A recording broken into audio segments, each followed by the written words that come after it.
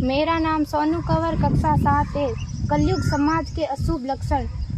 कुटुंब कम हुआ, संबंध कम हुआ, प्रेम कम हुआ, मर्यादा कम हुई, लाज लज्जा कम हुई, विनम्रता कम हुई, समर्पण कम हुए, पुस्तक वाचन कम हुआ, खान पान की शुद्धता कम हुई, बाल कम हुए, कपड़े कम हुए, नींद कम हुई, घी मक्खन कम हुआ, पीतल तांबे के बर्तन कम हुए, भाई भाई का प्रेम कम हुआ, सत्य कम हुआ, अतिथि कम हुए, धैर्य कम हुआ, श्रद्धा और विश्वास कम हुआ, बड़ों का सम्मान कम हुआ और भी बहुत कुछ कम हुआ, जिससे जीवन सहज था, सरल था। संतान को दोष न दे।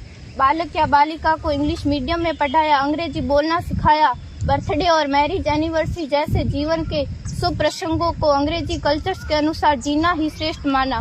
माता पिता को मम्मी डैड कहना सिखाया। जब अंग्रेजी कल्चर से परिपूर्ण बालक या बालिका बड़ा होकर आपको समय नहीं देता, आपकी भावनाओं को नहीं समझता, आपको तुच्छ मानकर आपसे जुबान लड़ाता, जब आपको बच्चे में कोई संस्कार नजर नहीं आता, तब घर के वातावरण को गमगीत किए बिना, संतान को दोष दिए बिना एकांत में जाकर रो लीजिएगा, क्योंकि पुत्र या पुत्री की पहली वर्षगांठ से ही भारतीय संस्कारों के बजाय, मंदिर जाने के बजाय केक कैसे काटा जाता है, यह सिखाने वाले आप और अम्मी है। जब बच्चा पहली बार घर से बाहर निकलता है तो प्रणाम और आशीर्वाद के बदले बाय बाय कहना सिखाने वाले आप और अम्मी है। हम परीक्षा देने जाते समय इष्ट देव बड़ों के पैर छूने के बदले बेस्ट ऑफ लक कहकर परीक्षा भवन तक छोड़ने वाले आप और अम्मी है।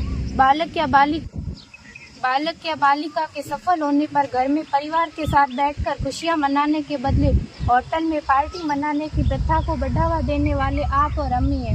बालक या बालिका के विवाह के पश्चात कुल देवता देव दर्शन भेजने से पहले हनीमून के लिए फॉरेन टूरिस्ट स्पॉट भेजने की तैयारी करने वाले आप और अम्मी है।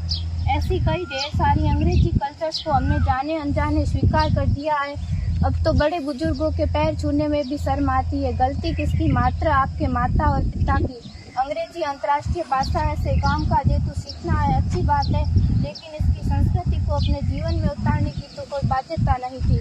अपनी समृद्ध संस्कृति को त्यागकर नैतिक मूल्यों, मानवीय संवेदनाओं से रहित अन्य सभ्यताओं की जीवन शैली अपनाकर हमने क्या पाया? अवैध संबंध, टूटते रिश्ते, व्यसन युक्त धन, थके हारे मन, छल भरे रिश्ते, अनुशासनहीन संतानें, असुरक्षित समाज। एक बार विचार जरूर कीजिएगा कि संस्कारवान पीढ़ी क्यों आवश्यक है।